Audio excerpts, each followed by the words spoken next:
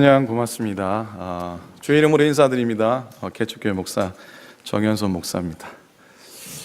별로 환영하지 않는 분위기. 몇 주 전에 먼저 홍 목사님께 인사를 해야죠. 안 계시지만 홍상현 목사님 개척교회에서 또 저를 위해서 수고 많이 해주십니다. 사실 듣지 않아도 되는 소리를 듣고 또 가지 않아도 돼야 될 회의도 참석하고 또 아쉬운 소리 해가면서 개척교회를 세워지기 위해서 뒤에서 후원하신 홍 목사님께 먼저 감사를 드리고요. 그리고 또 산타크라라 교회가 개척교회 어떤 교회입니까?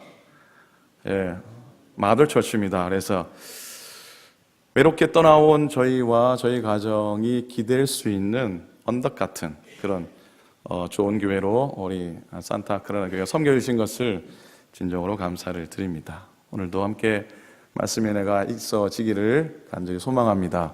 몇 주 전에 저희 아버님이 주일 아침에 이제 그 콘트라코스타 교회 말씀 전하기 위해서 나가보니까 제 구두가 있는데 구두가 이렇게 반짝반짝하게 잘 닦여 있더라고요. 제가 20년 넘게 살아가면서 주일 아침에 나왔는데 제가 신발 놓는 자리에 신발이 반짝반짝하게 놓여져 있었던 적이 한 번도 없었습니다. 그렇게 할 사람이 아닙니다. 저희 집 사람이. 근데 그날 나와보니까 반짝반짝해요. 물어봤더니 어제 아버님이 구두를 닦아 놓으셨다고 얘기를 하더라고요. 그래서 올해 80이신데 저기 앉아 계신데요. 이제 이번 주일 들어가실 텐데 처음으로 제가 아버님이 닦아주신 구두를 신고 주일 아침 교회를 갔습니다. 마음이 참 어떻게 표현할 수 없는 그런 뭉클함이 있었고, 왜 아버지가 제 구두를 닦아 놓으셨을 것 같습니까? 많은 이유가 있었겠지만은 이 신발을 신고 컨트라코스트에 가서 어느 교회를 가든지 간에 은혜 말씀을 꼭 전하라 하신 아버지의 뜻인 같아서 마음속에 힘이 됐습니다. 어제도 오전에 저희 방에 살짝 들어오셔가지고 신문 스크랩이라는 걸 주시더라고요. 그 내용이 뭔지 아십니까? 설교를 잘할 수 있는 10가지 계명, 10가지 계명. 그 말씀을 신문 기사를 쭉 읽으면서 보니까 오늘 준비한 말씀이 형편이 없어서 새롭게 말씀을 준비를 하려고 하다가 그냥 가지고 왔습니다. 오늘도 하늘아버지, 하나님 아버지가 오늘도 우리 마음속에 주시는 마음은 하나님의 말씀을 통해서 은혜되고 하나님의 말씀대로 살아가고 아버지의 뜻을 아는 순간 우리가 철드는 믿음의 신앙인으로 살게 될 줄로 믿습니다. 오늘 아침도 주시는 말씀이 우리에게 일생의 교훈, 일생의 생명이 되는 귀한 아침이 되시기를 간절히 소망합니다. 자, 오늘 아침은 이스라엘 사람들이 법궤를 어떻게 생각했느냐는 말씀으로부터 시작합니다. 이런 말이 있습니다. 세계의 중심은 이스라엘이고 이스라엘의 중심은 예루살렘이고 예루살렘의 중심은 성전이고 성전의 중심은 지성소고 지성소의 중심은 법궤라는 말이 있습니다. 그처럼 이스라엘 민족한테 법궤는 너무나 중요한 의미들을 담고 있다 할 수 있습니다. 자, 그 법궤를 예루살렘으로 모셔오려 했던 다윗의 시대, 그리고 그 일과 관련된 두 남자 이야기를 좀 하려고 합니다. 그 한 사람은 아비나답이고 그 한 사람은 오벳 에돔입니다. 한번 따라 하시겠습니까? 아비나답, 오벳 에돔. 좀 낯선 이름일 수도 있겠습니다. 자, 오늘 본문이 사무엘하 6장인데요. 오늘 본문에 이르기까지 원래 실로에 있었던 이 법궤가 어떤 연으로 발레 유다로 옮겨지게 되었는가 한번 살펴봅니다. 엘리 제사장 시대 때에 이스라엘 백성하고 블레셋과의 지루한 전투가 이어지게 됩니다. 그 전투에서 연전연패하니까 엘리 아들들이 법궤를 가지고 나가면 전쟁에서 이길 수 있겠다라고 생각해서 그 법궤를 가지고 전쟁에 나가게 됩니다. 그 전쟁의 결과가 어떻게 됩니까? 참패하게 되죠. 참패할 뿐만 아니라 법궤마저 블레셋에 빼앗기게 됩니다. 자, 법궤는 하나의 임재의 상징이죠. 이스라엘 신앙의 중심입니다. 법궤를 빼앗겼다는 건 이스라엘로서는 재앙 중에 재앙입니다. 그 이런 법궤를 되찾을 길도 참 막막합니다. 그런데 블레셋 수중에 들어간 이 법궤가 블레셋 5대 도시를 돌게 됩니다. 이게 전쟁 전리품 이렇게 전시하는 순회가 아니었죠. 가는 곳마다 재앙이 내렸기 때문에 블레셋 도시를 돌다가 결국 블레셋의 지도자들이 이 흉물 법궤를 돌려주자는 결정을 짓게 되고 수레에 태워서 이스라엘 땅 벳세메스라고 하는 지역으로 옮기게 됩니다. 이스라엘로서는 경사 중의 경사입니다. 이게 웬 축복이냐. 하나님이 떠나가셨다가 다시 돌아오시는 것처럼 즐거워했는데 그리 즐거운 상황이 아니었습니다. 법궤의 저주가 웬일인지 이스라엘 땅에 들어와서도 계속됩니다. 호기심으로 법궤를 바라보았던 벳세메 사람들이 죽어가는 일들이 일어나게 됩니다. 그쯤 되니까 그 법궤를 아무도 감당할 수가 없었고 우여곡절 속에 그 법궤는 기럇 산에 살고 있던 아비나답의 집으로 모셔지게 되고 법궤가 잊혀진 20년의 세월이 지나가게 됩니다. 이 말씀이 사무엘상 6장에 나오는데 사무엘상 6장에서 흉 넘어서 사무엘하 6장으로 오늘 읽은 말씀으로부터 그 법궤 이해가 다시 나오게 됩니다. 자, 비로소 문제의 두 남자가 나오게 됩니다. 꽃보다 남자가 아니라 엇갈린 운명의 두 남자가 등장합니다. 누구라고요? 아비나답과 누구라고요? 오벳 에돔이 동시에 등장하죠. 아비나답은 사울왕 때의 사람입니다. 그리고 이 오벳 에돔은 어찌 보면 다윗 왕의 사람이라 할 수 있습니다. 뭔가 느낌이 옵니다. 같은 세대를 살았던 사울과 아비나답은 법궤에 사실 관심이 없었습니다. 그러나 다윗은 그렇지 않았죠. 왕이 되자마자 법궤를 가장 먼저 생각해내게 됩니다. 그 성물이 기럇 있다는 소식을 듣게 되고 법궤를 예루살렘으로 모셔올 계획을 세우게 됩니다. 얼마나 기뻐하고 소중하게 생각했던지 그 크지 않은 법궤를 호송하기 위해서 호위무사 3만 명을 뽑게 됩니다. 그리고 그 수송의 총 책임은 지난 20년간 대를 이어 법궤를 맡아온 아비나답의 두 아들 아효와 우사가 맡게 됩니다. 대단한 일 아닙니까? 가문의 영광이죠.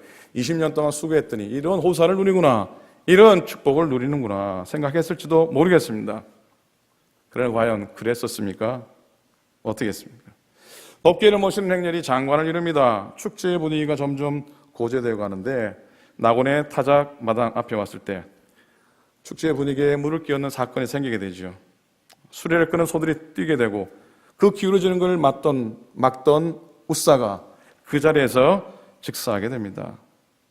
모두가 놀라게 됩니다. 그리고 이해할 수가 없었습니다. 자, 20년 동안 그렇게 법궤를 자기 집 마당에서 관리했던 아비나답의 아들 아닙니까? 왜 아비나답이 재앙을 받게 됩니까?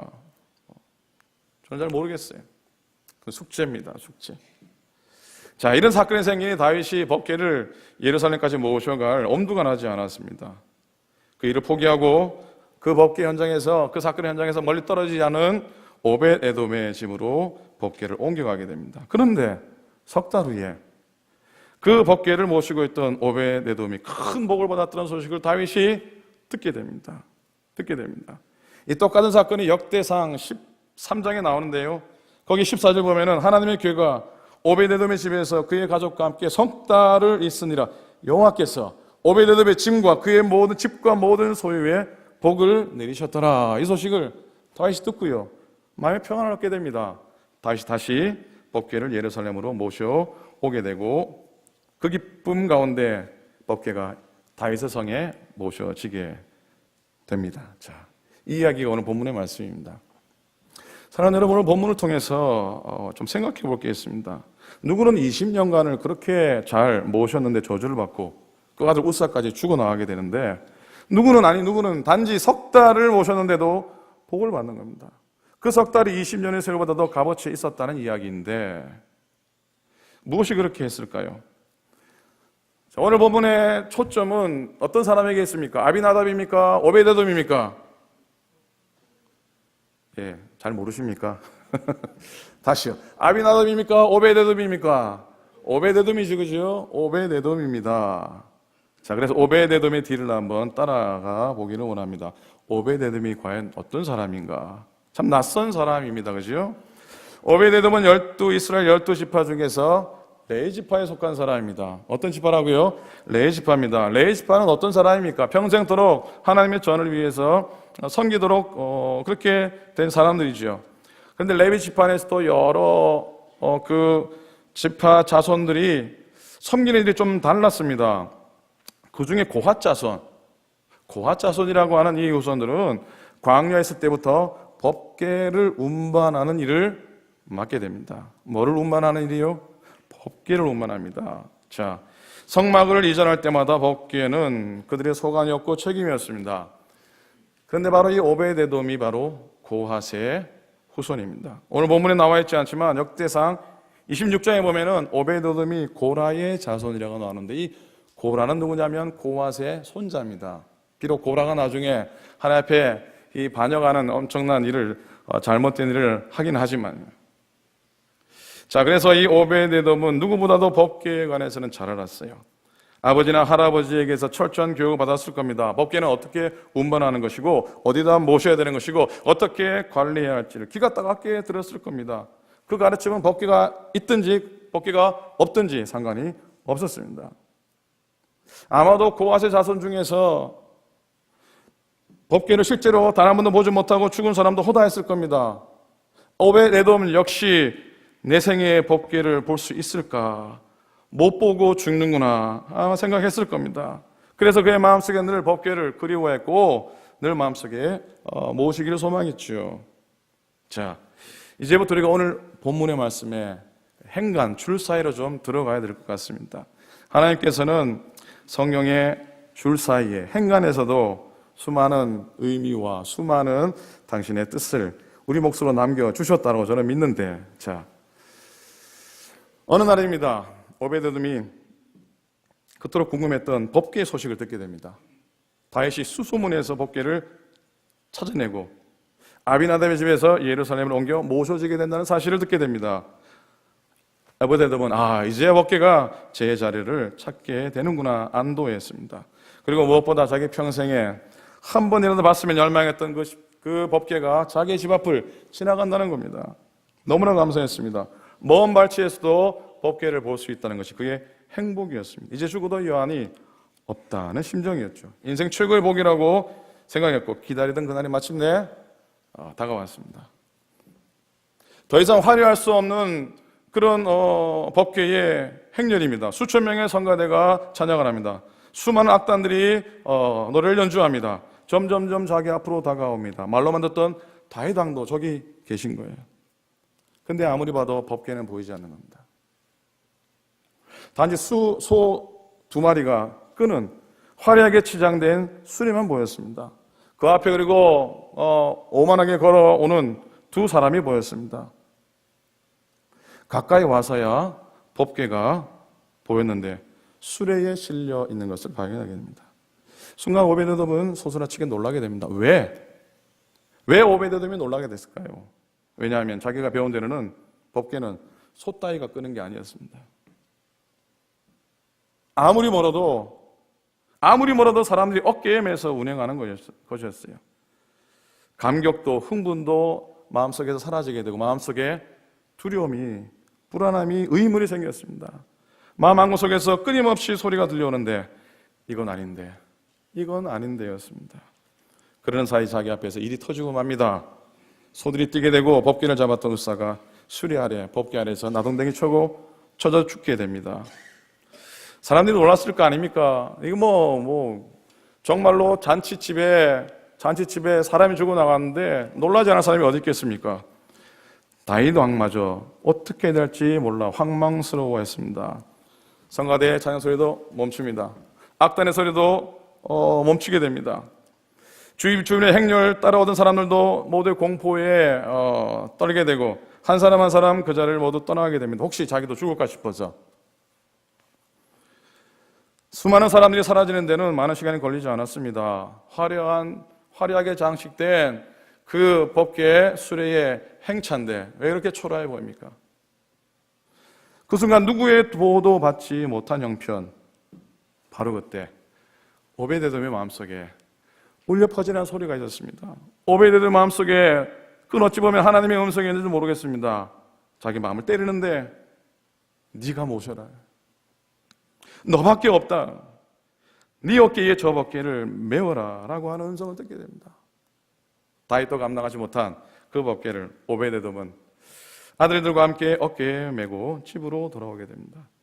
이 장면을 떠올리면은 구레네 사람 시몬의 장면이 이렇게 스쳐 지나가게 됩니다. 6월절 맞아서 시골에서 구레네 사람 시몬이 올라오지 않습니까? 이거 얼떨결에 예수님 십자가 길 옆에서 구경하다가 억지로 예수님의 피 묻은 십자가를 지고 골고다를 향해 그 어깨로 지고 골고다를 향해 올라가게 됩니다. 왠지 오베데돔이 어깨에 짊어졌던 그 법궤는 바로 얼떨결에 구레네 시몬이 졌던 주님의 십자가 같다는 생각이 들게 됩니다. 보세요. 우사가 죽어 나가던 그 순간 그 법궤는 참으로 저주의 법궤였던 겁니다. 그 누구도 저주를 막아서지 못했던 거죠. 다윗조차도 못했던 거죠. 그런데 그 자리에서 그 법궤의 저주를 몸으로 막아낸 사람이 있는데 바로 오베데돔이었습니다. 도대체 그 법궤가 어떤 저주를 가져올지 알고 겁도 없이 짊어지게 된 것이죠. 자기도 죽을 수가 있는데, 죽을 수도 있다는 사실을 알았음에도 불구하고 자기가 짊어져야 될 운명이요 사명인 것을 그는 확신했던 거죠. 죽으면 죽으리라 결단과 희생 없이는 도대체 감당할 수 없었던 그 법궤였던 겁니다. 결연하게 짊어지게 되죠. 그 법궤의 진노가 이스라엘에게 떠나가게 됩니다. 민수기 1장 53절에 보면 이런 말씀이 나옵니다. 레위인은 증거의 성막 사방에 진을 쳐서, 쉽게 말하면 법궤가 있는 그 성막 사방에 진을 쳐서 이스라엘 자손의 회중에게 진노가 임하지 않게 할 것이라. 하나님의 진노가 이스라엘 백성 진중에 임하지 않도록 성막을 이렇게 가로싸는 그런 역할을 했던 것이죠. 이 오베데돔은 레위인이 해야 될 일들을 너무나 잘 감당하고 있는 겁니다. 그리고 채 석 달이 되지 못해서 몇 달이요? 석 달입니다. 석 달 되지 못해서 그의 가정은 모든 게 변하게 됩니다. 하나님의 명령을 따랐더니 헌신했더니 모든 게 달라지게 됩니다. 역대상 26장에 보면은 이 오베데돔의 자손 62명의 이름이 나옵니다. 그런데 모두가 단 한 사람도 외에 없이 능력 있는 하나님의 일꾼으로 성전의 문지기로, 성전 곳간의 문지기로 쓰임을 받게 되고 그 집안은 쌓을 곳이 없는 주님의 복으로 넘쳐나게 됐던 겁니다. 사랑하는 여러분, 우리가 여기서 좀 우리 신앙과 연관해서 말씀을 좀 묵상해 보기 원합니다. 여러분, 질문 하나 할게요. 오베데돔이 복 받으려고 법궤를 모셔왔습니까? 김은 기고 아임은 아이고. 다시요. 오베데돔이 복 받으려고 법궤를 모셔왔습니까? 아니죠. 법궤를 모신 후에 정확히 석 달 만에 모든 게 달라질 줄 알고 그 궤를 모셔왔습니까? 아니잖아요, 그죠? 오베데돔은 복을 원하지 않았던 겁니다.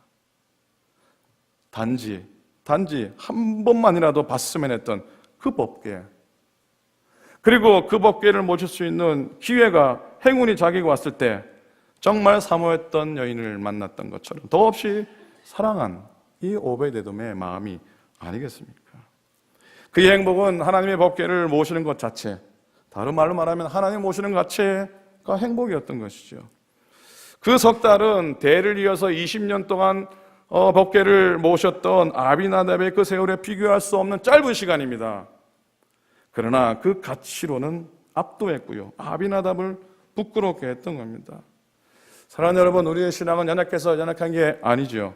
몰라서 연약하고 하나님 알려고 하지 않는 무성의 때문에 연약하고 사랑에 생길 구석이 없어서 연약한 건 아닐까요? 실력은, 성도의 실력은 다름 아닌 사랑에 있는 줄로 믿습니다. 어느 목사님이 장로교 신학대학에 오셔서 설교를 하시면서 이런 간증을 하셨다고 합니다. 사모님이 자궁암에 걸려서 3번의 대수술을 받았는데도 불구하고 별 차도가 있지 않았습니다. 사모님이 그렇게 8년 동안에 투병 생활하면서 몸이 자꾸 더 아파가고 자꾸 썩어가고 온 집안에 암 냄새가 진동을 했다는 겁니다. 그래도 이 목사님은 포기하지 않고 좋다는 모든 약들을 다 구해서 먹이고 이런저런 방법 다 써보았는데 별로 차도가 없고 가망이 없었습니다. 그동안 목사님이 사모님을 간호하면서 살림도 하면서 목회를 하다 보니 심신이 다 지쳐가게 된 거죠. 어느 날 부엌에서 이렇게 한약을 다리고 한약을 짜면서 문득 그런 생각이 들었답니다. 서로가 힘든데 이제 좀 그만하고 가지. 약사발을 들고 문지방을 넘어 방으로 들어오면서 또 그런 생각이 들었습니다. 이제 좀 그만하고 가지.